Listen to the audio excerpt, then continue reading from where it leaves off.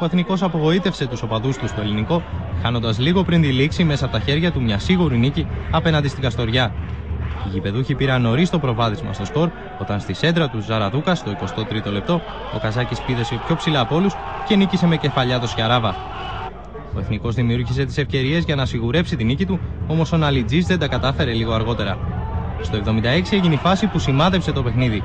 Ο Φεράς ανατράπηκε στην περιοχή από τον τερματοφύλακα της Καστοριάς και ο διαιτητής κατελόγησε την εσχάτη των ποινών. Ο Λίμα όμως αστόχησε από τα έντικα βήματα και σπατάλησε τη μοναδική ευκαιρία.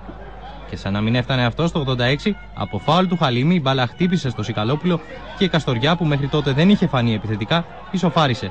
Στα ελάχιστα λεπτά που απέμεναν, ο Εθνικός δεν μπόρεσε να ανατρέψει την κατάσταση. Φανήκαμε όπως πήγε το παιχνίδι τυχεροί, ισοφαρίσαμε στο τέλος του παιχνιδιού. Μας βοήθησε και εμάς μια φορά η τύχη και πήραμε κάτι καλό, κάτι θετικό.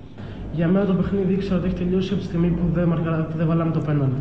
Est-ce que pour l'adversaire, c'est un bon moment de morale, de confiance? Γιατί για τον αντίπαλο υπάρχει μεγάλη αυτοεπίθεση εκείνη τη στιγμή. Et pour mon équipe, c'est un moment de stress. Και για την δικιά ομάδα υπάρχει